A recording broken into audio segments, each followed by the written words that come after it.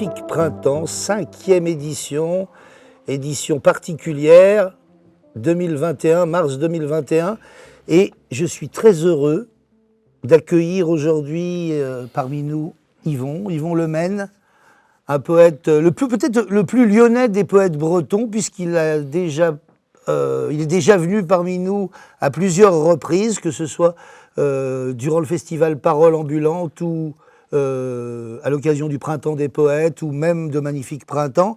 Et il est venu aussi à Vénissieux, dans nos terres, à l'espace Pandora. Alors aujourd'hui, on vous propose une table des livres, les nouveautés choisies par Yvon, et il a lui aussi 2 nouveautés parmi ses livres.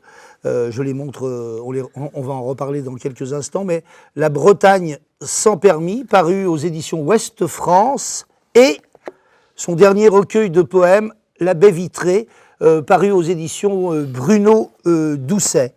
Mais d'abord, Yvon, peut-être Bon, ça fait pile 1 an que nous étions pas revus en vrai. On a eu la chance de pouvoir, à plusieurs occasions, on y reviendra peut-être, d'échanger par la voie du téléphone. Mais tu peux peut-être nous parler un petit peu de ces temps particuliers que nous vivons, que nous traversons. Comme tout le monde, j'ai hâte que ça finisse. Alors, on a été confinés 1 fois, 2 fois, peut-être 3, certains le sont.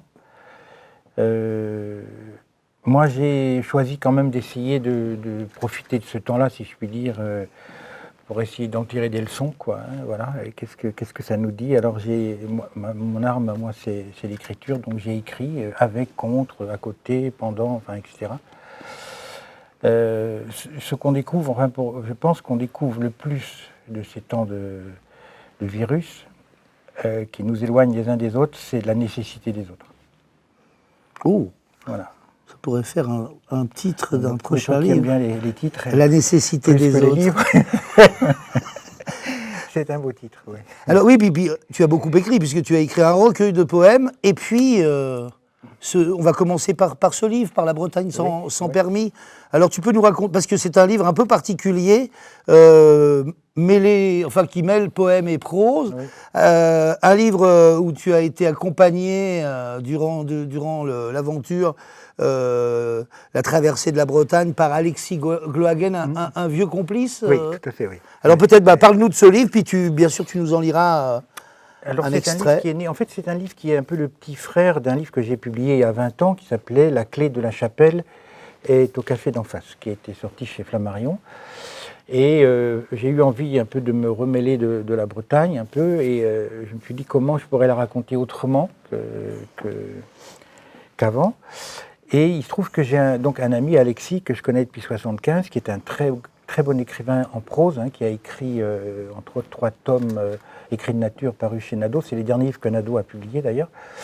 Et il se trouve qu'Alexis n'a pas de permis. Donc je le dénonce là, voilà. Et je lui ai dit un jour, pourquoi tu n'écrirais pas un livre à partir de ta voiture? Parce que qu'est-ce que c'est que... Il n'a pas de permis, mais il a une voiture. Sans permis, quoi, voilà. Et c'est des voitures très chères en plus. Hein. Et parce que moi, quand je suis derrière une voiture sans permis, je suis comme tout le monde, je râle, je double et je regarde toujours la tête du conducteur ou de la conductrice en me disant « oh là là ». Bon, et je me suis dit, qu'est-ce que c'est que d'être ce « oh là là » à la place. Voilà, à la place de... Qu'est-ce que c'est que d'être doublé par tout le monde? Et lui n'a pas voulu donc écrire le livre, il m'a dit « tu le ferais mieux que moi ». Donc on est partis tous les deux avec sa voiture et on a traversé 4 fois la Bretagne. Une première fois en allant plutôt à l'ouest, donc une seconde fois plutôt à l'est, toujours vers le nord et en partant du sud. Voilà. Et on a traversé tous les paysages que la Bretagne a, les collines, le lac de Guerlédan, la forêt, enfin, vous ne connaissez pas ici, mais enfin, la forêt de Kénécan, les estuaires, et pour aboutir à la mer, et après on est allé sur l'île de Bas, puis on est revenu. Et ça a pris combien de temps Alors ça, c'était avant. C'est étrange. Hein, on a commencé le voyage le lendemain du jour où la vitesse était réduite de 90 à 80. Donc on gagnait 10 km déjà. On ne peut pas aller à plus de 60. Donc c'était un petit encouragement. Et on l'a fait avant le confinement. Et c'est étrange, quand je relis le livre, on a un sentiment de De liberté, de joie, de divagation, de virage et de contre-virage, quoi. Donc je l'ai écrit, je l'ai fini quasiment 4 jours avant le premier confinement. Mais c'est un livre. Alors la Bretagne sans permis, le titre, ça veut dire aussi qu'il n'y a pas besoin de permis de séjour pour venir en Bretagne. Oui, parce Voilà. que c'est un hymne un peu à la liberté aussi. Oui, oui, dans une contrainte terrible, hein, puisque en général, en voiture sans permis, on a toujours le pied sur l'accélérateur, rarement sur le Ça, frein. c'est technique. Hein. Alors en côte, en descente, en étant à 4 pieds sur la pédale, on peut arriver à 62, 63. Et en côte, en étant toujours à 4, on peut espérer 15, 20, quoi, à peu près. Ah oui. Donc, comme on n'avance pas vite, par exemple, il y a des vaches dans les champs, hein, tout le long des routes, elles nous regardent. On a le temps de voir vraiment les yeux des vaches qui sont des yeux infiniment doux, quoi. Et Alexis, c'est lui qui conduisait. Alors, l'allée, oui, Et parce au que retour bizarrement, pour conduire une voiture sans permis, il faut savoir conduire. Peut-être mieux qu'une voiture avec permis. Donc c'est lui qui conduisait à l'aller et moi au retour. Et le plus dur, on n'a pas le droit d'aller sur la route nationale, donc on découvre les routes vicinales, petites routes. les petites routes. Les endroits dangereux, c'est les ronds-points. C'est-à-dire quand on aborde une ville, Morlaix au loin par exemple, il y a un grand rond-point et on croise une 4 voies et donc il faut regarder à gauche, puis à droite, puis au-dessus, puis enfin etc. Analyser la vitesse du vent et on y va. Et on n'y va pas, et on y va, et on n'y va pas. Parce que on a beau pousser, on ne peut pas aller plus vite que... Et alors, tu lui as fait lire à Alexis Oui, bien sûr, oui, évidemment, il est dedans. Hein, oui, oui, bah oui, c'est pour ça, il a lu Je le dénonce d'ailleurs, parce que j'explique pourquoi il n'a pas de permis. Ouais. Mais je ne vous le dirai pas, parce que... Il faut lire le livre. Voilà, c'est l'intrigue. Et bien sûr, il est dedans, il est très présent, parce qu'on est toujours ensemble. Hein, et en plus, dans une voiture sans permis, on est vraiment collés l'un à l'autre. Hein, c'est très petit. Donc il faut beaucoup s'aimer, quoi. Et du coup, bah, peut-être tu peux nous en... Ben, je vais lire un petit passage parce que avant de... Voilà. Le livre est divisé, il y a un récit, il y a de temps en temps, on lève le nez, donc il y a un poème, une verticalité, et puis il y a des poèmes très courts que j'ai écrits dans la voiture. Ah, directement dans la voiture. Directement dans la voiture. Et quand c'est moi qui conduisais, je lui dictais les poèmes qui me venaient et il les écrivait. Donc c'est des poèmes qui sont vraiment en contact avec ce qui se passe. Qui ont été écrits au rythme... Au rythme de la voiture, oui, tout à fait. J'appelle ça teuf, teuf, teuf. Voilà. Celui-ci, c'est une élégie à la voiture sans permis. Ah. Voilà. Parce que j'ai rencontré, avant de partir, un garagiste dont c'est le métier de s'occuper des voitures sans permis. Convaincre d'acheter une voiture sans permis. Elle a commencé par se faire insulter, la voiture sans permis. Pétrolette, chichinette, cacouette, tas-de-boue, crapaud, calacamion, chatounette, voiturette, pot de yaourt à houlette. Et je ne parle pas du conducteur, de la conductrice ou des deux à la fois. Putain de bon Dieu de merde, de chien, de va te faire foutre, espèce d'ivrogne, d'abruti. Mais t'as pas vu sa tronche, c'est pas possible. Mais maintenant, nous avons dans la gamme Sensation, dans un marché en pleine expansion et qui coûte bonbon, la City Park, la simplement indispensable. La City Sport New, l'urbaine tendance. La City Premium, l'élégance ultime. La City GTO, l'esprit sportif. Le coupé EVO, racé et raffiné, roulé comme vous voulez. Le coupé Premium, so chic. Le coupé GTI, sportif qui ne manque pas de tempérament. La Crossline EVO, pour un quotidien pratique et convivial. La crossover Premium New, le style SUV, surélevé de 50 mm, qui vous permet de dominer la route. Et tout ça pour ne pas arriver à dépasser les 60 km/h, sauf en pente, mais à 60%. Et enfin, la Crossline Premium GT aux 4 places et qui se déplace jusqu'à, tenez-vous bien, jusqu'à 87 km/h, mais avec un permis B1. Alors, une seule question se pose, est-elle encore une voiture sans permis? Une VSP, cette Crossline Premium GT. Quant à la nôtre, avec un plein de 17 litres, elle nous mènera à l'île de Bas où l'on va. Ce n'est pas de la publicité, mais la vérité. Elle ne consomme pas beaucoup de gazole, mais beaucoup de temps, et on en a. notre VSP qui, à vaincre sans péril, et malgré ce qu'en dit le proverbe, ne triomphe pas sans gloire, comme on le verra. Voilà. Merci. Donc, moi, je vous conseille ce livre parce que, comme vous avez pu l'entendre, il est à la fois drôle et donc et émouvant aussi, puisque vous découvrirez, vous écouterez, vous lirez. Et alors, peut-être si dire une chose, c'est que c'est quand même une traversée de la Bretagne. Pour celles et ceux qui ne connaissent pas la Bretagne, ça donne envie aussi. Ah ben absolument, parce qu'il y a des paysages, hein, puis il y a des écrivains dont je parle, de Xavier Graal, de Michel Lebris qui vient de mourir, et qui avait une petite maison qui dominait la baie de Morlaix. Donc je raconte à travers lui le paysage qui a nourri et qui a donné plus tard Étonnant Voyageur. Je parle d'une poète, par exemple, que j'ai découverte, qui s'appelle Philomena Cadoret.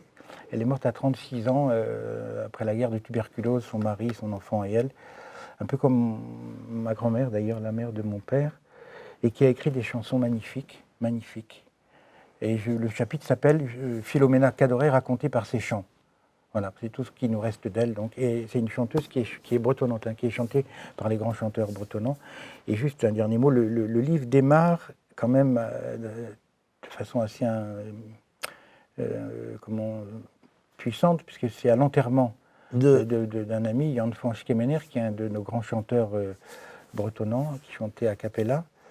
Et à son enterrement, c'était le 17 mars 2019, il y avait 2000 personnes, c'est-à-dire tout le monde, quoi. Toute une communauté de jeunes à la boucle d'oreille, de vieux paysans, voilà, tout le monde, croyants, pas croyants, des chants, des poèmes en français, des chants en breton, etc. 2000 personnes. Et parce que j'en parle dans le second livre, La baie vitrée, mais une des choses catastrophiques pour moi du confinement, c'est aussi la façon dont on a traité, dont on peut vivre mal les enterrements, quoi. Et en particulier pendant le premier confinement où on n'avait quasiment pas le droit voilà, absolument. Et pour moi, c'est quand même le début de la civilisation, quoi, l'enterrement, le traitement des morts. Alors, donc voilà, ça démarre avec l'enterrement de Jan van, et c'est toute cette Bretagne, en gros, qui prend la voiture, hein, finalement, et qui traverse. Quoi. Que tu emmènes avec toi. Que j'emmène avec moi et qui revient, oui.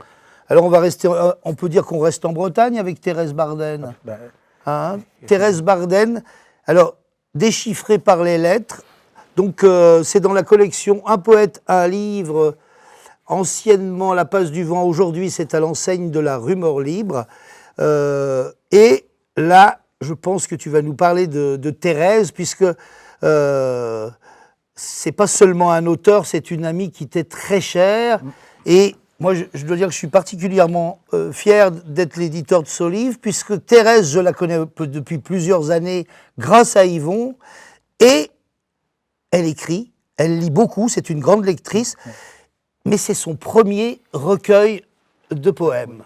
Alors peut-être que là, tu peux tout nous dire sur Thérèse. Je ne dirais pas tout, non, je tiens à rentrer gentiment la maison.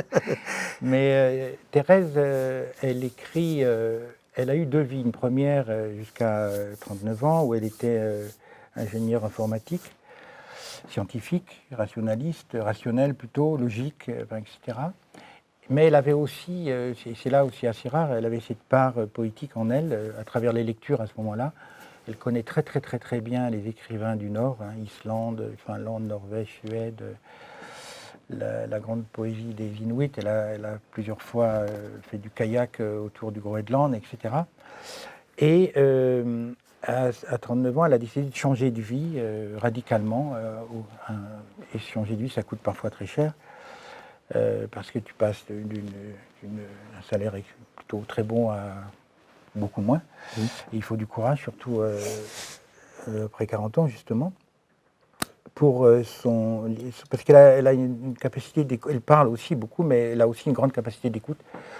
Et donc, elle voulait raconter la vie des gens. Voilà, elle appelle ça être écrivain des autres. Et la première personne qu'elle a écoutée, dont elle a écrit la vie, c'est ma mère. Donc, qui est quand même pas rien, puisque c'est ma mère, quoi. Et il se trouve qu'au moment où elle a commencé le travail d'écoute, Parce que moi, j'étais en train d'écrire un livre sur ma mère que j'ai toujours pas fini. D'ailleurs, elle est morte il y a 12 ans. Ma mère me dit, avec son humour breton, là, et trilingue, disons, me dit, ouais, de toute façon, tu vas me démolir dans ton livre. Alors, je lui ai dit, écoute, je t'offre un avocat et t'as qu'à raconter ta vision des choses, et c'est Thérèse qui l'a écouté. Et la première phrase du livre, c'est, quand on a un fils écrivain, on est foutu. Mais je m'en fous, il sortira quand je serai morte. Et donc, Thérèse a écouté la vie de ma mère, et c'est assez bouleversant, parce qu'en fait, ce que moi je racontais, parce qu'elle elle a eu une vie assez dure, tout ce qui a été dur, ma mère l'a évacué dans ce qu'elle a décidé de laisser derrière elle. En fait, c'est ça. Hein. C'est une revisitation de sa vie. Puis elle a écrit un deuxième, puis un troisième. Le troisième ou quatrième est devenu un roman, publié d'ailleurs aux éditions Terre de Brume. C'est Marin. Marin, hein, Oui. Marin, c'est la vie d'un marin. Et puis, dans lequel livre, elle commence à créer un personnage qui est, elle, enfin son double, un peu, qui s'appelle Hélène, et qui écoute, donc, et qui transcrit. Puis elle a continué, et Thérèse, j'ai toujours pensé qu'elle avait une vie et une énergie poétique, c'est-à-dire un peu fragmentée, qui crée des fissures dans la vie, quoi, parce que le roman, ça demande tous les jours, 8 heures par jour, et infiniment comme ça. La poésie, c'est, même si la vie est difficile, etc., on a des moments comme ça où on peut se concentrer, puis après ça repasse et ça revient, etc., comme l'eau qui monte et qui descend dans un estuaire. Et donc elle s'est mise à écrire des poèmes tout doucement, en parlant avec toi justement, hein, pas seulement avec moi.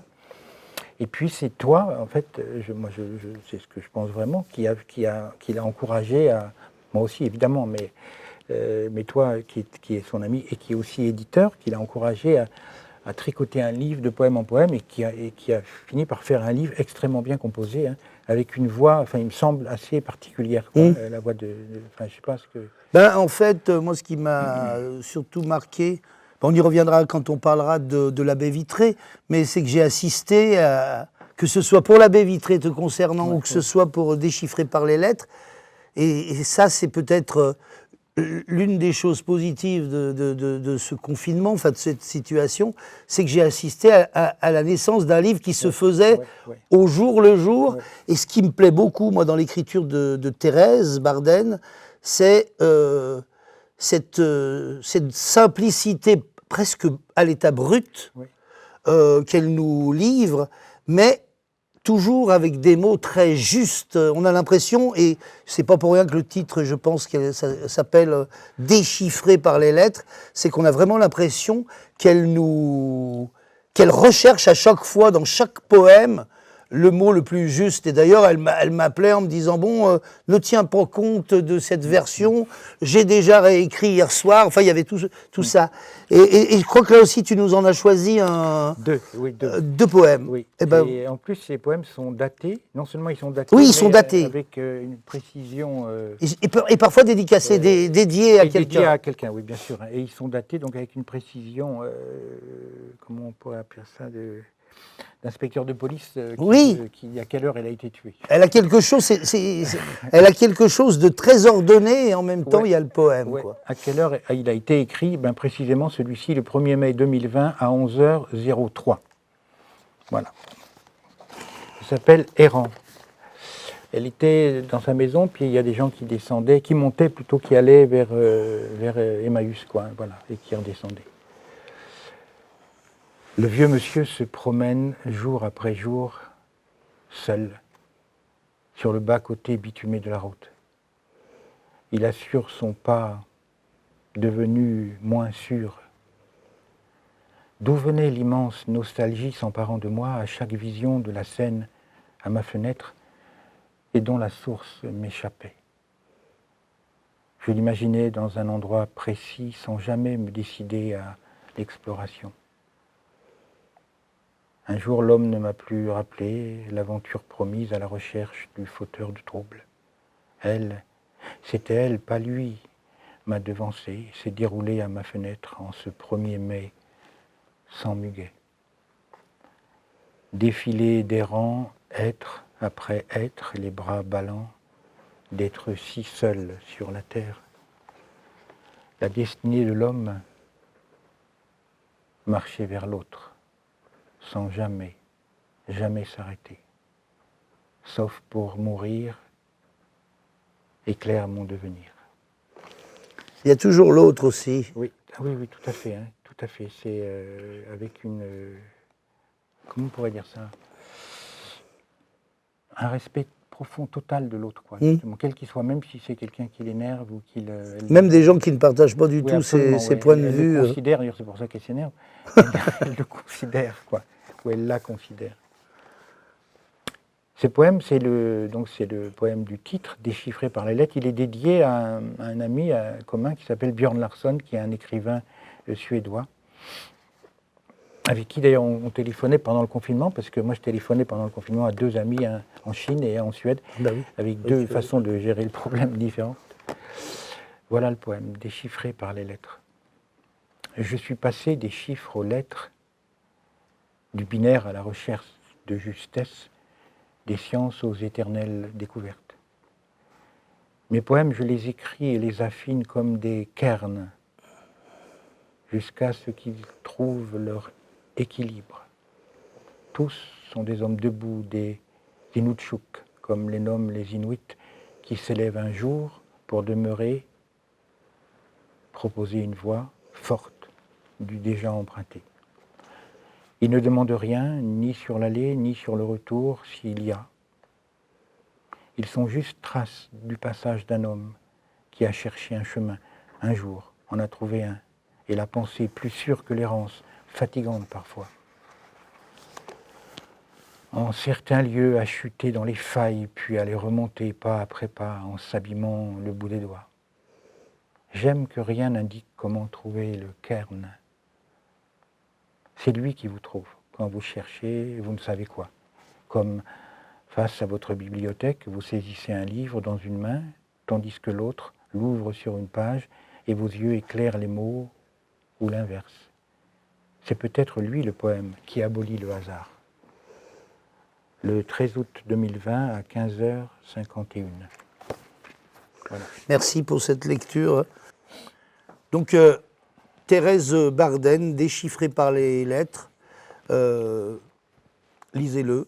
Comme disait Christian Bobin, mangez-le, mangez le livre. Voilà. Et puis, on continue, après La Bretagne sans permis, après Déchiffré par les lettres. Alors là, c'est ton livre de poèmes du confinement, puisque là encore, j'ai eu un énorme privilège, puisque, je sais pas, on devait s'appeler tous les 2 ou 3 jours, à peu près, pendant toute la durée du premier confinement. Et j'ai eu la chance qu'ils vont me lisent presque le poème qu'il avait écrit le jour même. Et j'ai assisté, et ça a été quelque chose pour moi d'assez exceptionnel. J'ai assisté de A à Z presque à l'écriture de ce livre. Donc le dernier recueil de poèmes qui est paru il y a quelques semaines maintenant. Et tu vas nous dire pourquoi d'abord La Baie vitrée, et puis tu vas nous parler surtout de ce livre qui compte beaucoup à tes yeux, puisque non seulement c'est le dernier, mais il a été écrit sous la contrainte. Oui, c'est ça. Hein, on peut dire ça? Oui, pendant 40 jours. Et dans l'Évangile, il y a les 40 jours dans le désert, mais qui sont 40 ans. 40 jours, c'est un chiffre mythique. C'est un temps. Il se trouve que les 40 jours du désert, c'était les 40 jours du confinement. Et quand c'est arrivé, je me suis dit qu'il ne fallait pas que ce soit le confinement qui décide de ma vie, quoi. Sinon, je ne sais pas comment je l'aurais vécu. Je me suis dit, c'est moi qui dois décider. Et donc, dès le premier jour à 9h du matin, j'écris dans ma cuisine en ce moment, donc j'ai poussé le bol et j'ai pris le crayon et j'ai commencé à écrire mon premier texte. Et je dis, c'est étrange d'ailleurs, je dis pour la première fois de ma vie, peut-être je ne pourrais pas finir le poème que j'écris. C'est incroyable quand même. Il y a cette inquiétude qui traverse. Parce que moi j'étais en contact avec... j'étais allé en Chine en octobre 2019, donc c'est moi le patient zéro. Et j'étais en contact avec un ami que j'ai là-bas, que j'aime beaucoup, que d'ailleurs tu as publié, Chouchaï. Et qui me disait, et quand je voyais un peu à travers la télé, parce que la télé elle grossit toujours les choses, hein, c'est vraiment quasiment de la science-fiction, quoi. On voyait les hôpitaux construits à toute vitesse, l'armée, tout ça, on faisait voilà, ça va. Je me disais deux choses assez contradictoires, les pauvres et ça ne nous arrivera pas. Ils s'en sont sortis alors avec des moyens un système radicaux particulier. et très durs, et c'est arrivé. Voilà. Et donc, au début, moi, je m'inquiétais pour mon ami, et après, c'est lui qui s'inquiétait pour moi. Donc, il y avait cette discussion-là, et puis, voilà. Donc, je me suis dit, peut-être que, mais après tout, le lundi, on ne sait pas si on sera vivant le samedi de toute façon. Et donc, je me suis dit, voilà une leçon, la première. La deuxième, je regardais le silence. Le silence, c'est un pays. C'est pas seulement, c'est quelque chose qu'on voit. Le silence, quoi. D'ailleurs, le dimanche, où il y a beaucoup de silence dans toutes les villes, y compris à New York, on voit qu'il n'y a rien, par exemple, hein, c'est étonnant. Et puis, les oiseaux qui venaient, parce qu'on n'était pas là, et ainsi de suite, et j'ai creusé tout, et puis alors, la bibliothèque, évidemment, qui est une chance merveilleuse, quoi, quand on en a, on prend, et je tombais toujours, j'avais la main verte, je tombais toujours pile sur le livre dont j'avais besoin, que j'ai d'ailleurs inséré. J'ai cité beaucoup là dans ce livre, oui, il y a beaucoup d'auteurs qui t'accompagnent. À la fois des poètes, des astrophysiciens, des naturalistes, enfin, etc., tout ce que je pouvais. Et donc le livre avançait, et finalement, donc ce premier confinement n'a pas été, a été étrangement éclairé, quoi.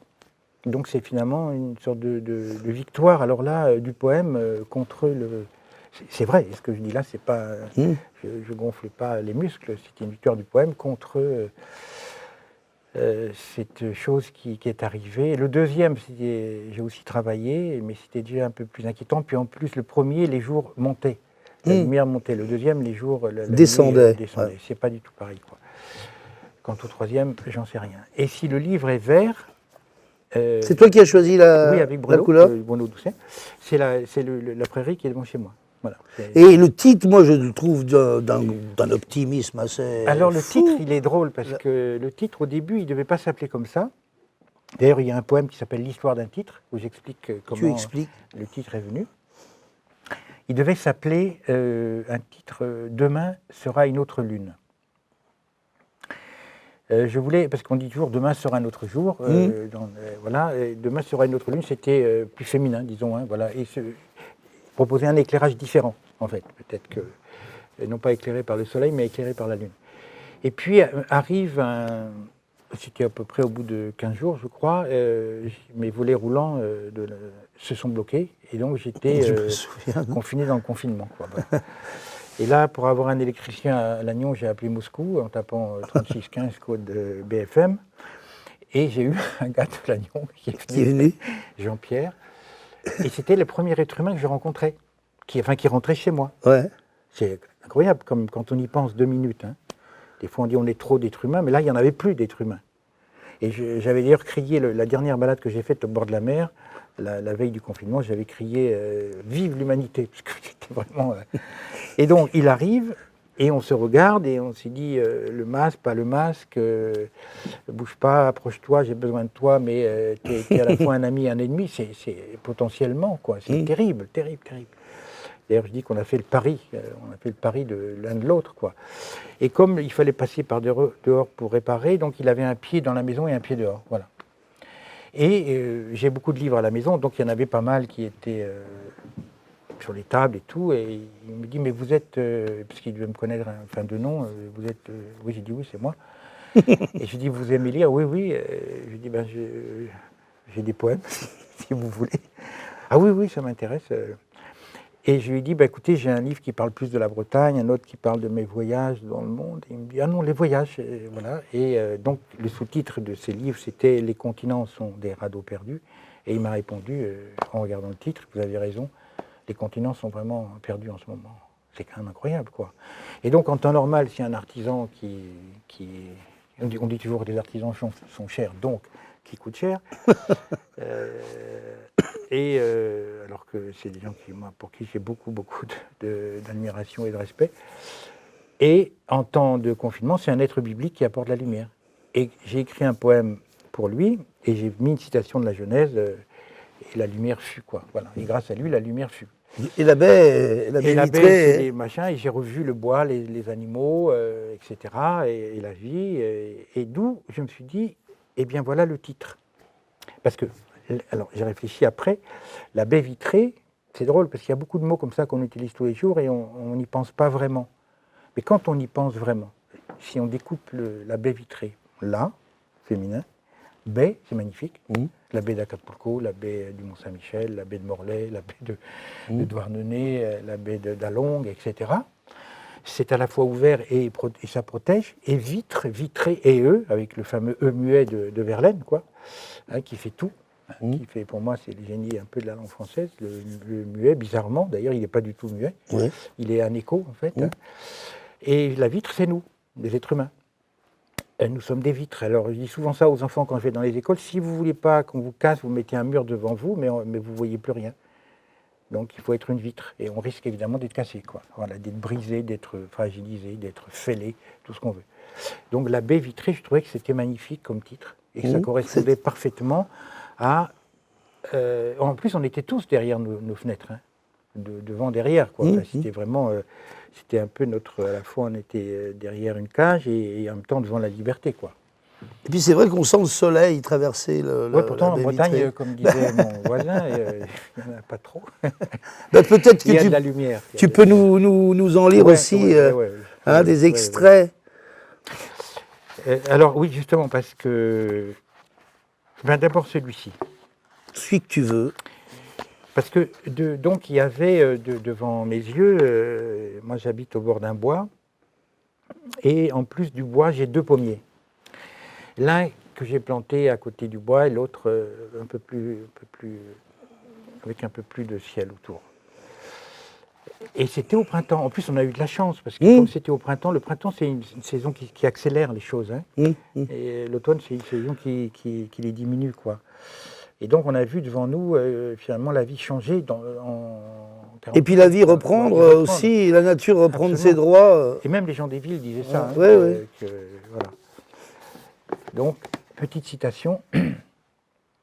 Donc, le poème s'appelle « L'un par l'autre ». Dans son coin, un camélia sent la présence d'un prunier.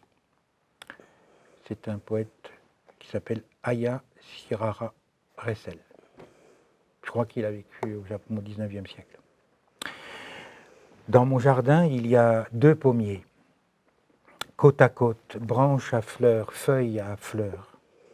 Tous les 2 furent plantés ensemble le même jour, à la même heure.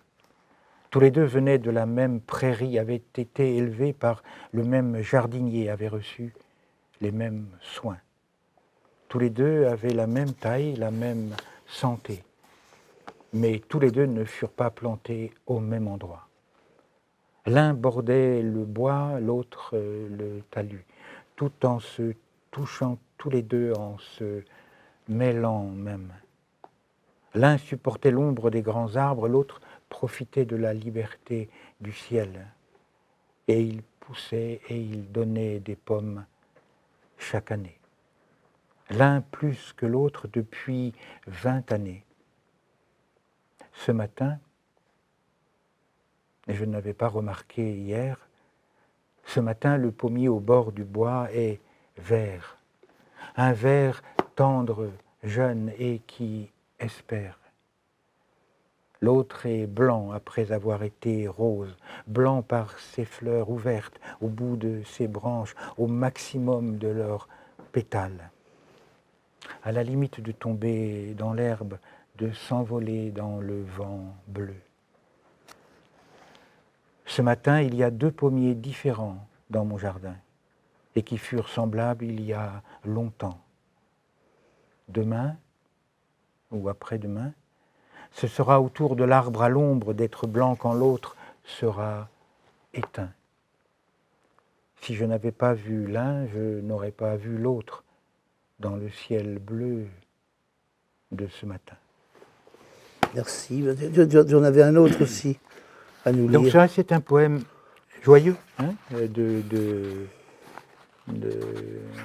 ce qui m'était offert, quoi, hein, puisque j'avais le temps de regarder. Et c'est vrai que le printemps, comme tu le soulignais, il nous a pas mal accompagnés dans cette aventure un peu inédite. Absolument, oui. Le deuxième, alors, c'est tout à fait différent. C'est autour de... Il y a une chose qui m'a quand même profondément choqué pendant le confinement. Surtout le premier, c'est les enterrements, quoi. Alors là, vraiment, il y a 3 poèmes sur les enterrements. Celui que je vais dire, un autre qui s'appelle La première tombe. C'est 100 000 ans, la première tombe, à peu près. Et tout d'un coup, il y a une ville, à Guayaquil, en Équateur, où les morts, on les balançait dans les fossés, quoi. Et la mère, ou le maire, je crois que c'est une femme, il disait... c'est là qu'a été écrit le roman Le vieux qui lisait des romans d'amour. C'est un de Sepúlveda, qui est d'ailleurs mort. Qui est mort, lui du aussi, Covid, oui, hein, oui. C'est un des premiers morts que je connaissais du Covid. Il est mort à Oviedo, en Espagne. Et donc à Guayaquil, il jetait les morts par la fenêtre, quasiment. À Madrid, on voyait dans des comment on appelle ça, dans des frigos. Hein. Enfin, c'était terrifiant, quoi, voilà. Et c'est toujours un... Moi, je crois que depuis septembre, j'ai célébré 5 enterrements et on ne peut pas se prendre dans les bras, on peut pas, on repart les bras ballants et le corps inutile, quoi. Donc c'est quelque chose qui me... Je pense que ça fera des dégâts. Sur des chagrins inconsolés comme ça, quoi. Et donc, j'ai pensé à ma mère et à mon père qui sont enterrés ensemble dans mon village natal. Et ce poème s'appelle « Le plus long voyage jamais parcouru ».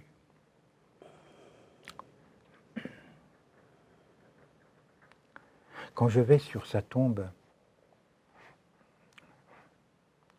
c'est comme si je retournais à la source, à la maison, au pays des questions avec réponse.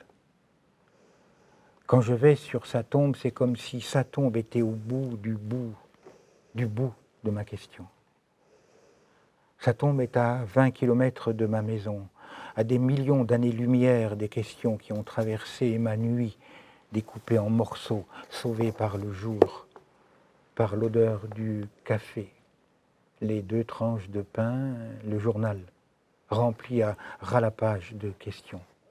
Celles des autres, avec parfois des réponses, mais celles des autres. Mes questions regardent par la fenêtre où les nuages aujourd'hui sont roses, hier ils étaient bleus.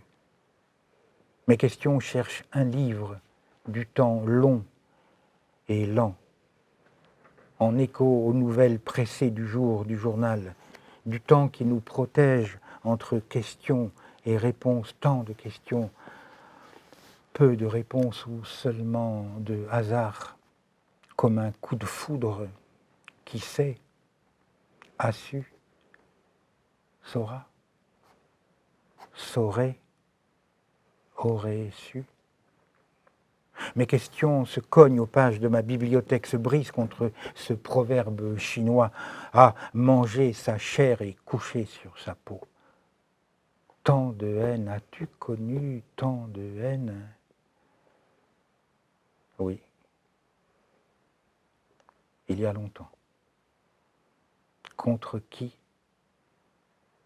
Contre l'autre? La connais-tu encore? Oui. Contre qui? Contre moi et mes questions. Elles errent entre les poèmes où tous les vers sont possibles, même ceux qui nous sauvent.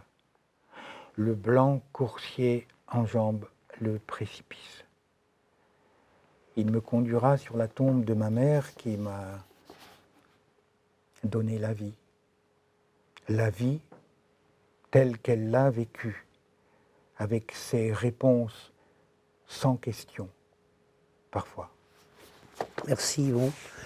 Oui, tu disais que tu n'avais pas encore terminé le livre que tu écris depuis plusieurs années sur ta maman, mais ta maman elle est toujours présente dans... Oui, d'aucuns disent... Elle est toujours présente dans tes livres. Beaucoup. Et alors peut-être qu'elle dort là, que je suis tranquille maintenant. En tout cas, là encore, un très beau livre, La baie vitrée. Et puis juste une chose, aux éditions Bruno Doucet. Une belle édition de Bruno, parce qu'on discutait aussi. Oui, avec lui aussi, tu échangeais pour ce livre. Il allait éditer le livre et ce qu'il y a d'incroyable, c'est que ce livre, sans doute dans toute l'histoire de mes livres, c'est celui que j'ai écrit le plus rapidement et qui est sorti le plus rapidement, puisque j'ai commencé le 17 mars et il est sorti en février. Et sans avoir jamais vu Bruno. Puisque, et vous vous étiez pas revu. On se WhatsAppait. Mais on ne s'est pas physiquement vu, quoi. Et on a sauvé ce livre quand même de ce. Et d'ailleurs, si je me souviens bien, nous étions chez lui quelques jours à peine avant le confinement, où nous nous sommes vus tous les trois.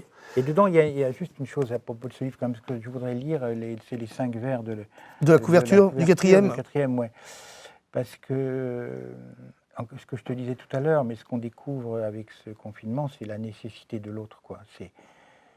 Alors, y compris pour faire la guerre, malheureusement, mais aussi pour faire l'amour, quoi. Je ne veux pas faire l'amour tout seul, c'est quand même un peu triste. Un peu triste. Voilà, on est d'accord là-dessus, toi. Et faire à l'amitié, c'est pareil. Donc, je dis ça, on a choisi ça pour la quatrième. Quand l'humanité reviendra, les hommes et les femmes, corps et âme touchés, caressés, embrassés, mélangés, partagés, traversés comme on traverse un pont entre des bras.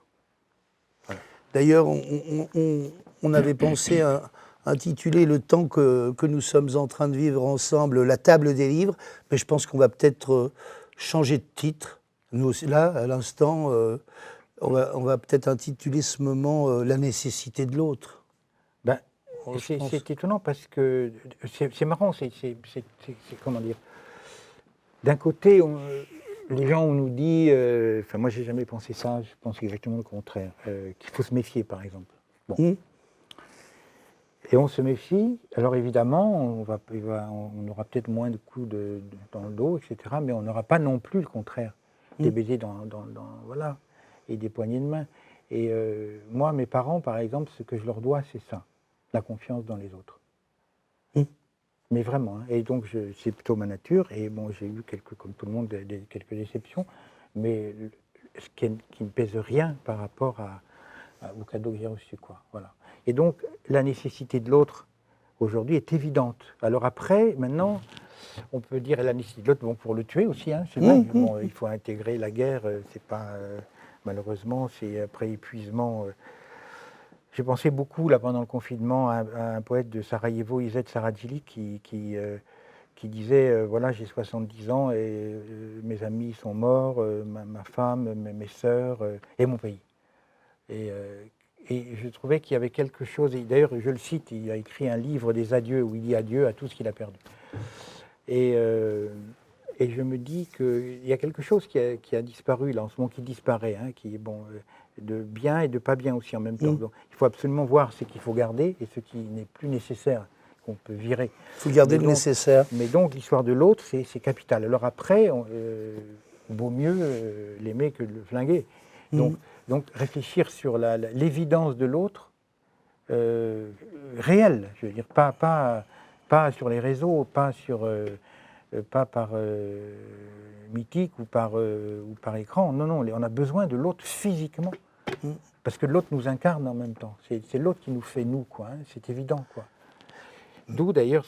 Du coup, ça tombe bien qu'on termine par Un poème est passé, une anthologie que nous avons eu la chance de bâtir, de construire ensemble, toujours durant cette période particulière. Ça a été une belle aventure et du coup, on est vraiment dans la suite de ce que tu viens de dire, quoi. Peut-être que tu peux, avant de lire ton ouverture, puisque tu peut-être raconter aussi l'histoire de cet autre livre, encore une fois particulier. Un poème est passé, qui est vraiment le livre des autres. Absolument. Parce que le titre vient j'avais, pendant le confinement, le premier, je tenais une chronique dans Ouest France, donc toutes les semaines, en gros, il y avait un poème. On avait appelé ça d'ailleurs un poème passe. Donc, passe, oui, voilà, passe, un poème passe. Voilà. Moi j'aime bien un poème est passé, c'est une sorte de... C'est un passé présent bizarrement, quoi, finalement. Quoi. Qu'est-ce qui s'est passé ? Il s'est passé un poème, quoi, voilà. Et comme on n'arrêtait pas de se parler. Heureusement, quand même, j'exagère quand je dis que heureusement que WhatsApp, heureusement le téléphone, parce que sinon, rien, quoi. Donc on se parlait sans arrêt. Et tu avais le temps, tu n'étais pas en train de courir à droite à gauche. Et moi, j'étais aussi au point fixe tout le temps. Et donc, on recevait l'un l'autre des poèmes, hein, de gens que je rencontre comme ça. Tiens, voilà un poème, bon, toi pareil. De gens connus, pas connus, jeunes, vieux, on s'en fout. Tous ensemble, et ça c'est vrai, hein, c'est la construction de ce livre, tous ensemble disent quelque chose de ce temps qu'on vit en ce moment, quoi. C'est comme si on avait carotté l'état de la France, mais on n'avait pas ce projet-là au début. On a constaté à la fin que c'était ça.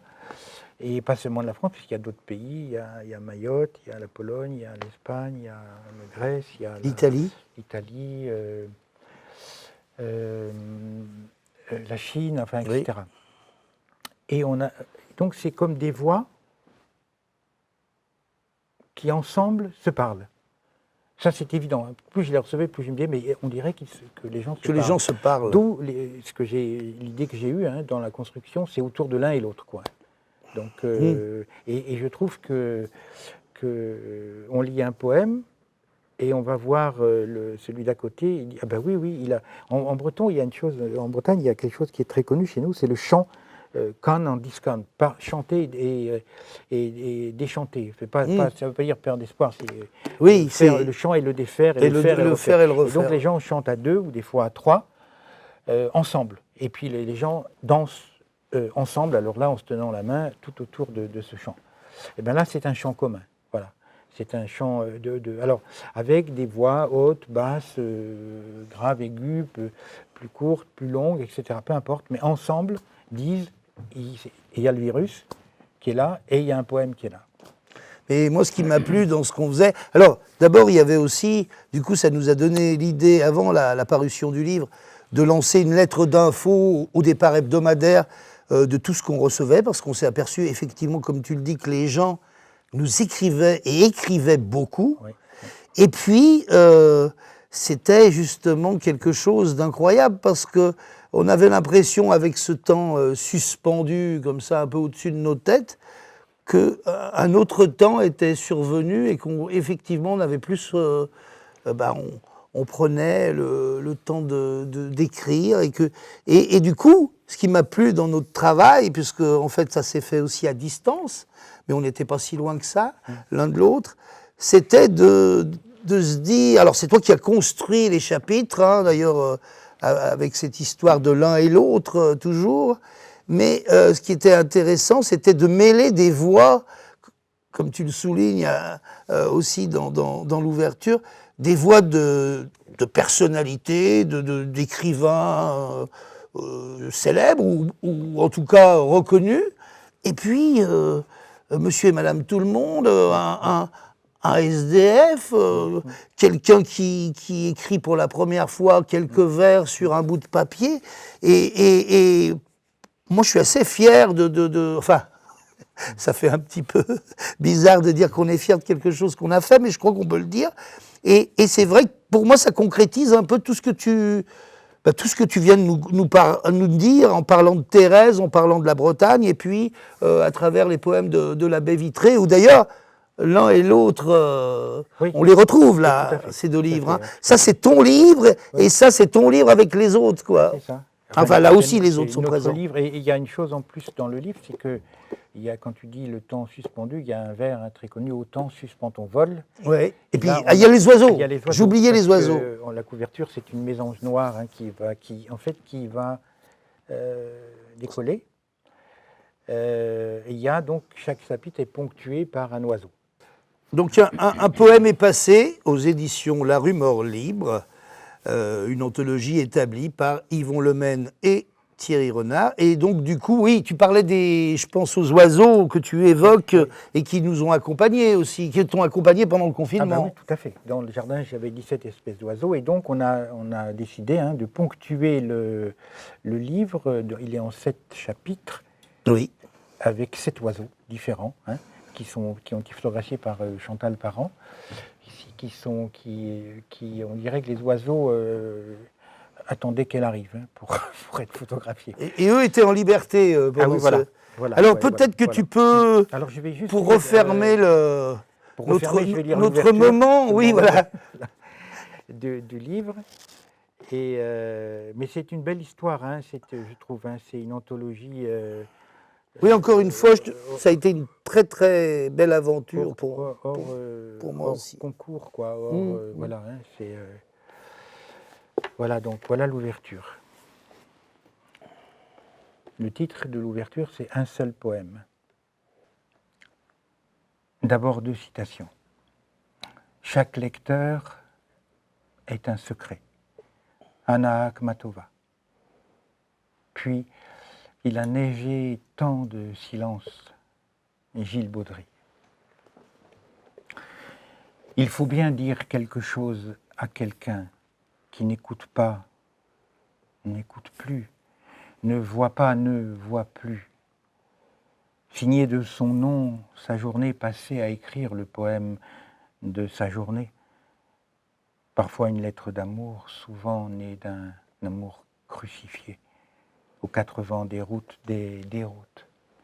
Une lettre d'amitié entre 2 poètes, 2 hommes qui ont besoin des hommes et des femmes, bien sûr.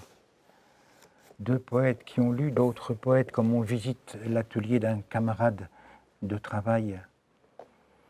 Comment fais-tu pour faire avec tes mots ce que tu fais, avec tes mots qui laissent des traces dans les miens? Comment fais-tu pour que tremble ta phrase dans mon cœur fatigué? Comment fais-tu, toi dont la vie n'est pas la mienne, pour qu'elle le soit? Le temps de la lecture qui me prend dans ses bras. Ce que tu écris, ce que tu lis, c'est la même chose. Le propager comme se propage l'incendie à l'appel de la plaine un jour de trop d'été. Ainsi sont venus les poèmes de ce livre, un par un, voix par voix. Un seul poème, même un seul poème, écrit par un seul homme, une seule femme, souvent seule. Et c'est le chant de la terre qui change de ton, de note, monte ou descend. Emporte avec lui les autres chants, même les plus grands, les plus hauts, en passant par une chanson pour aller à l'épopée, à l'Odyssée. Un seul poème, un seul oiseau, et la couleur de la terre change, se change en lumière de toutes les couleurs. Toute une vie parfois pour un seul poème parfois pour toute une vie, trop de poèmes des fois pour moins de vie. Peu importe si le poète ici a plusieurs noms, est jeune, est vieux, est homme, est femme, enfant toujours, s'il aime, regrette, se révolte, pleure, rêve, regarde, partage, sourit, n'aime plus. Il a vécu dans ce moment de confinement comme dans un pays sans sortie par le bas pour s'en sortir par le haut, par le ciel, par la bibliothèque qui donne sur les autres pour les uns, l'un de l'autre, l'un par l'autre, l'un avec l'autre, l'un vers l'autre, l'un et l'autre, l'un sans l'autre, l'un pour l'autre, et l'immense nostalgie des ailes et des nuages qui nous relient, à voix basse, mais le cœur haut pour laisser passer le poème, le nôtre, le leur, d'ici, de là-bas, d'aujourd'hui, d'autrefois, de toujours. Merci beaucoup Yvon.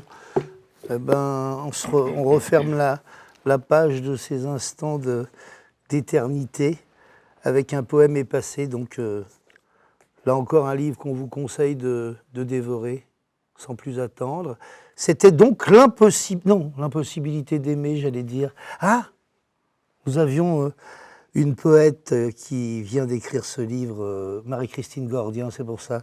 Donc on est passé de l'impossibilité d'aimer à la nécessité de l'autre. Merci Yvon Lemaine, donc invité d'honneur du magnifique Printemps, 5e édition, mars 2021, prix Goncourt de la poésie 2019 et poète lui-même, ami de longue date, et surtout passeur aujourd'hui pour vous. Merci, merci. Merci Thierry.